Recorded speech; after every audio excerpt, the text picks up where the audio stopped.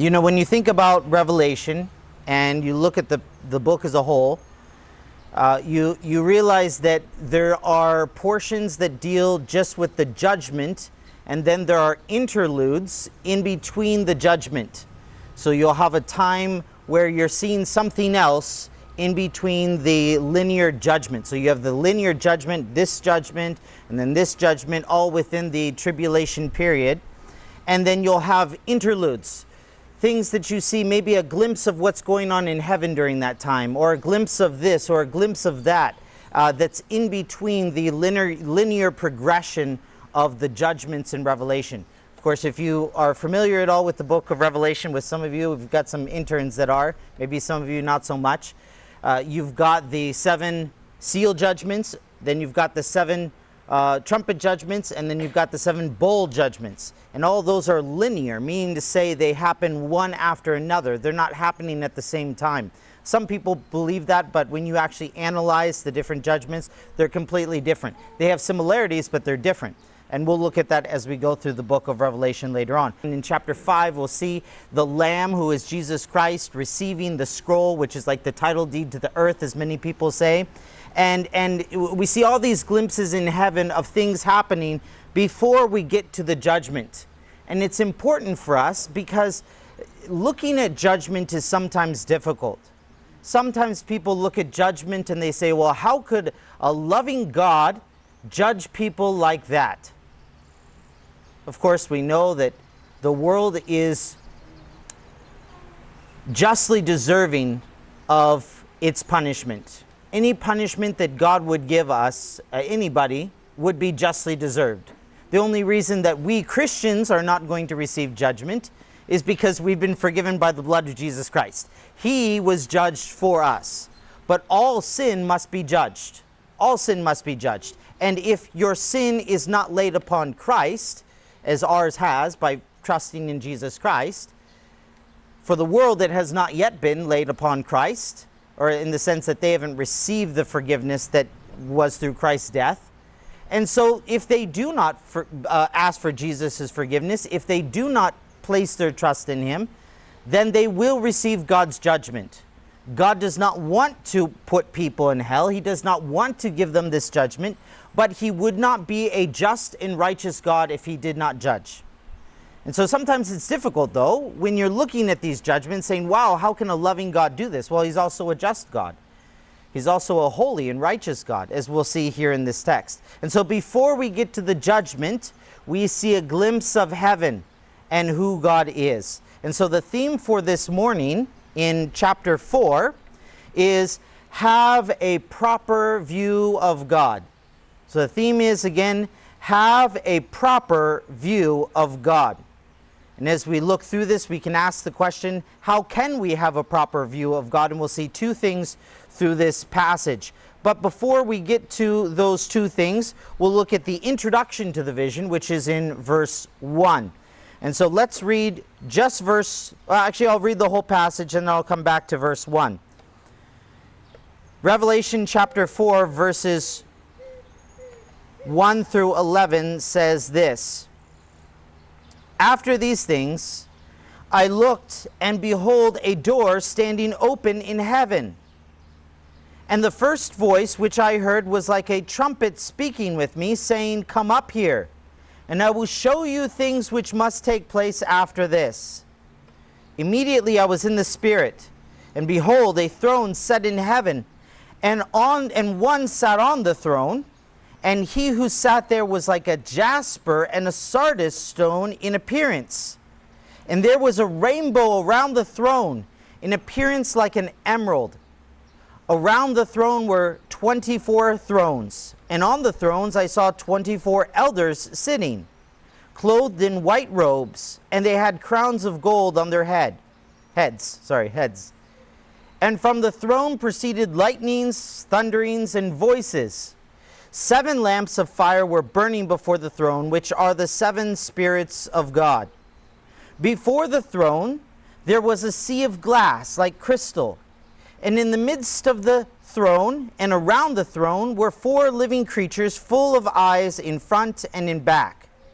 The first living creature was like a lion. The second living creature was like a calf. The third living creature had a face like a man. And the fourth living creature was like a flying eagle. The four living creatures, each having 6 wings, were full of eyes around and within. And they do not rest day or night, saying, Holy, holy, holy, Lord God Almighty, who was and is to come.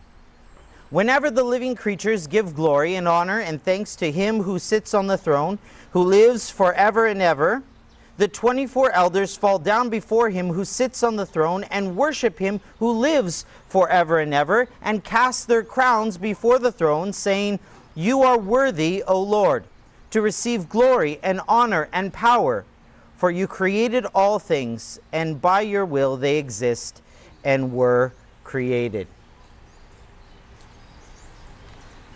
Now, going back up to verse 1, just verse 1, we see the introduction to the vision of heaven. In verses 2 through the first half of verse 8, we'll see the first point, which is to recognize the majesty of God, and the second aspect, which is to recognize the worth of God. And those are the two ways that we will have a proper view of God. But before we get there, we see verse 1, which is an introduction to the vision of heaven.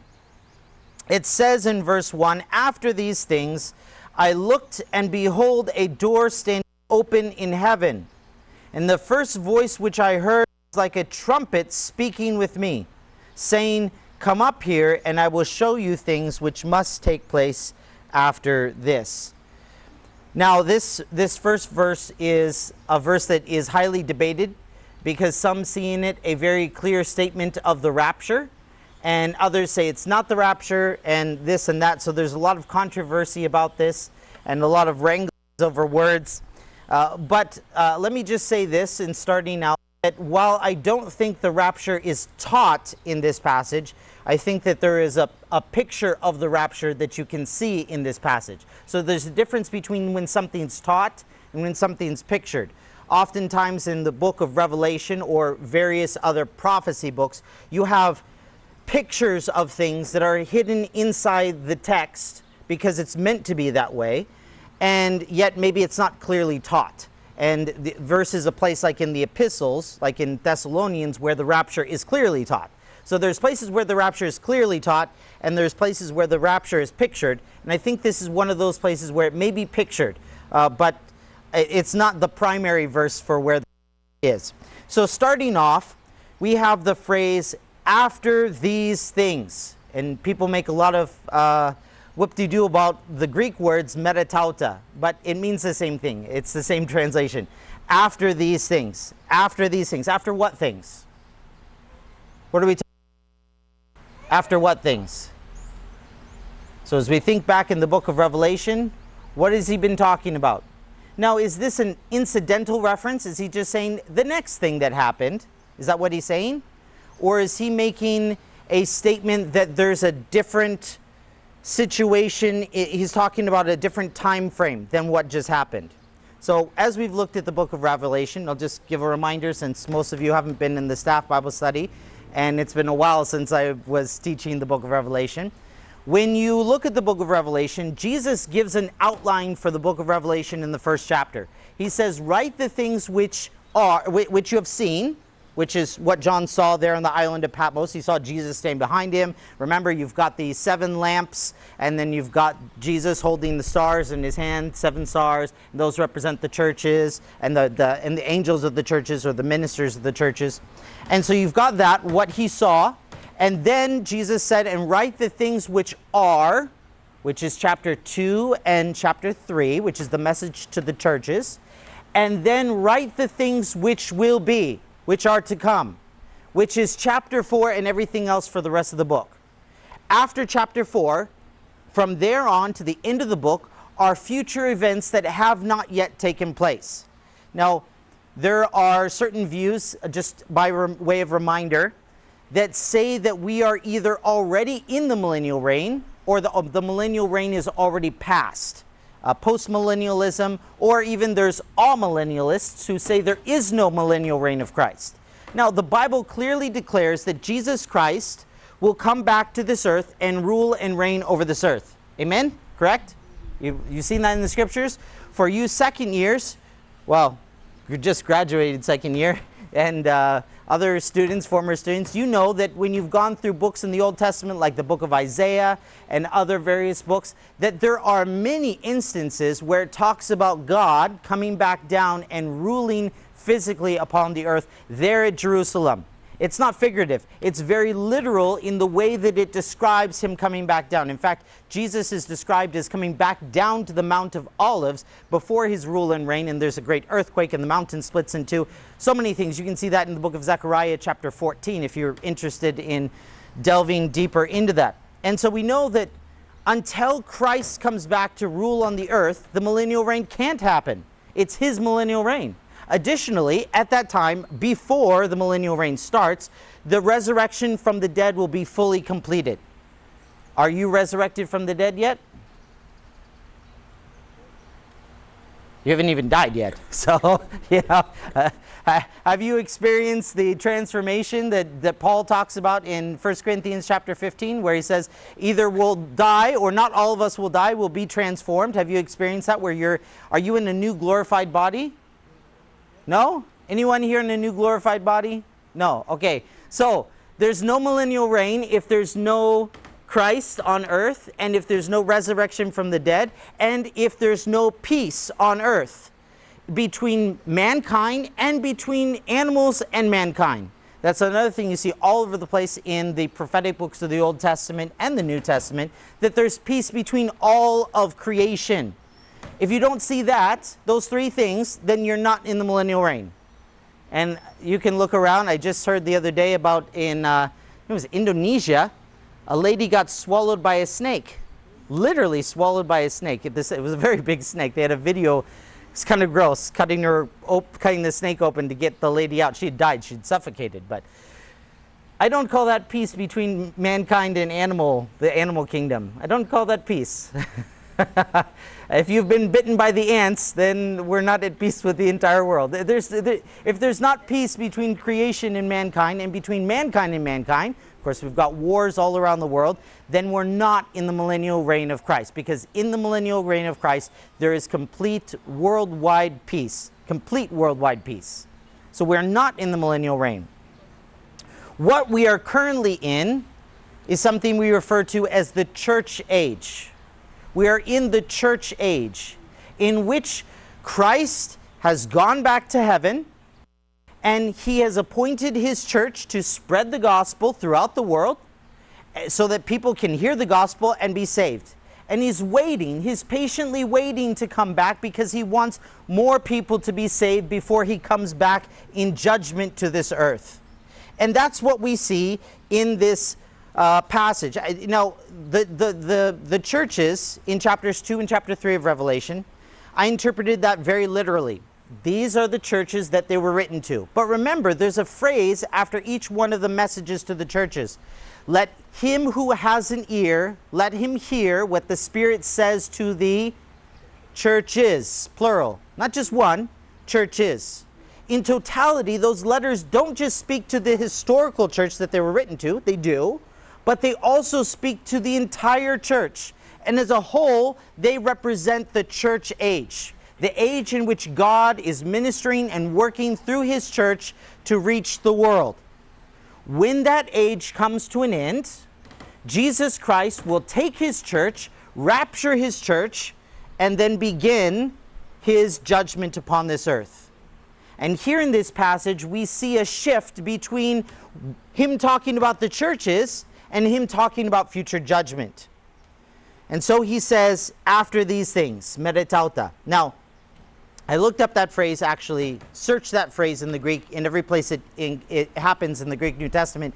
And it usually happens in narrative passages where it's describing a very distinct change between something that happens. Oftentimes it's used in the book of John, because you notice in the book of John, the gospel account that's given in the book of John is not like every single event. It's very specific events. And so he'll say, after these things. It might have been like a month in between those two events. There's a very distinct difference between this event and this event. It's not just like, well, then later on that day and the next morning and the next morning. No, it's after these things. It's an undefined time period in between these two major events, but they're very distinct. And so we see God's message to the churches, that's talking about a very distinct time. That's applicable for us as long as the church is here. But after these things, there will be another age. And that'll be the beginning, well, that'll be the tribulation period, which will last for 7 years. And you can read about this in the book of Daniel. You can read about this in many places in the Old Testament, but specifically Daniel. And after that period, you will have Jesus Christ coming back down to this earth with his saints, with all of us, to rule over the world in the millennial kingdom. And so we see the phrase in verse 1, after these things. And so after these things, I looked, and behold, a door standing open in heaven. We realize that the dwelling place of God is in another dimension that's outside of this creation. If it's part of this creation, then it's something that is created by God. It's not God's dwelling place, so to speak. And so it's a different dimension altogether. Heaven is not a place that you can get to by sending out a very fast spaceship. It's not somewhere out there in the universe. It's completely other than this universe. It's in a different dimension, so to speak. Now, that's very popular these days. People talk about dimensions, and multiple dimensions, this and that. Okay, there's two dimensions. There's the dimension of creation, and there's God's dwelling place. That's the only dimensions that there are. That's it. There's no second dimension where there's a different Danny, an evil Danny in this other dimension. No, there's no such thing as that. That's ridiculous. But we do have another dwelling place of God that is outside of our entire existence, outside of our dimension. And so we see that John looked, and behold, a door standing open in heaven. It's like the dimension is opened in a particular spot, and there seems to be somebody who's kind of looking out or calling out through this portal to God's dimension. And what does the voice say? The first voice which I heard was like a trumpet speaking with me. Now, many people latch onto that and say, the rapture is going to happen when a particular trumpet happens. Is this the trumpet? Well, I don't know. It's a voice that sounds like a trumpet, not necessarily a trumpet. So maybe, but maybe not. Maybe it's a picture of the rapture, maybe not. But I think the rapture happens in this general time regardless. And what does it say? What does the voice say there in verse 1? Come up here, and I will show you things which must take place after this. Now, the after this phrase is the same as in the beginning of verse 1, literally after these things. In fact, in the NASB, it translates it actually as after these things, because it's the same Greek phrase, metatauta, after these things. And so, he's describing the voice from heaven, just as John said, that there is a separation between these things. There's the present that John was at when he saw Jesus on the island of Patmos. There's the letters to the churches, which together are for all the churches of all time, even until now, until the church is taken up. And then there are things that will happen after that, after the church age is finished. And so he says, come up here, and it will show you the things which must take place after this. And so necessarily, everything that we see after the end of chapter 3 is no longer about the church. It's about the world under punishment from God and under judgment from God. And so as we go on through chapter 4, chapter 5, you'll see people in heaven that represent the church. And in fact, later on, even on the earth, you'll see people that become saved that are representing the Lord on earth. But the church has already been removed by that point. And so the voice says, come up here, and I will show you things which must take place after this. Now, in verses 2 through 8, getting back to our the main theme here is that we would have a proper view of God. Now, how can we do that? Firstly, as we see in this passage in verses 2 through 8, we'll recognize the majesty of God. Have you ever thought about how majestic God is? Well, here in this passage, we get a glimpse into the majesty of God. So let's read through this again. Let me read verse 2. Immediately I was in the Spirit, and behold, a throne set in heaven, and one sat on the throne. So he's called up into heaven. Now this is a spiritual experience, an out-of-body experience, so to speak. It's not him actually physically being in heaven, him spiritually being in heaven, like a vision. It is a vision. And so he's there in heaven. What's the first thing he sees in verse 2? First thing, what does he see? He sees throne. He sees a throne, and he sees the one who sat on the throne. Of course, the first thing you're going to notice whenever we get to heaven is God. We're going to see him and his right to rule over all things, which is what his throne represents, his right to rule over all things. And so the first thing he sees when he gets to heaven is God. Verse 3, we have a further description of what God looks like. And it's interesting, to say the least. And he who sat there was like a jasper and a sardis stone in appearance. Now, it's not saying that God is made out of a stone. It's not. But he's trying to find a way to describe God's appearance by things we have on this earth. Do you guys know what a jasper stone or a sardis stone looks like? Jay's shaking his head. He's the only one. I think most people, I don't know if you've ever looked this up. I had to look it up. So I Googled what's a sardis stone and a jasper stone. Now, jasper stone can be many different colors, but one of the more common ones is a reddish type color that actually has different shades in it. And then a sardis stone is also fairly red and kind of translucent, but a very beautiful brownish red color. You'll have to look it up. You Google it, and then you can see what it is. Because John's here in heaven. He gets up to heaven. He has no idea how to describe what he's seen. Can you imagine, even if you lived 200 years ago and you saw some of the things that you see today, how would you describe it? It's like, I have no idea what I'm looking at, but it's like this. And so that's what John does. He says, well, he looks kind of like this in his appearance. Have you ever thought about God as maybe an elderly gentleman sitting on the throne somewhere and, you know, kind of looks old, got a long gray beard, whatnot, like kind of like Gandalf the Grey? You know, Gandalf in Lord of the Rings. Sometimes people imagine God that he looks like that. In fact, just for fun, I took this passage and I plugged it into an AI chat bot, and I said, make a picture based on this description. And it made some very interesting images, but every single one of them had an old grandpa dude sitting on the throne. And I'm like, no. It says he looks like a jasper and a sardis stone. Redo it. And every time I asked the AI to redo it, it just couldn't picture it. Why? Because AI chatbots are built off of human knowledge, and it's outside of our ability to understand. God looks brownish red? Does he even look like a human? We always imagine he looks like a human, but what if he looks completely different than a human? What if he looks like something that we can't even comprehend? What if there's not even a physical bodily form there on the throne?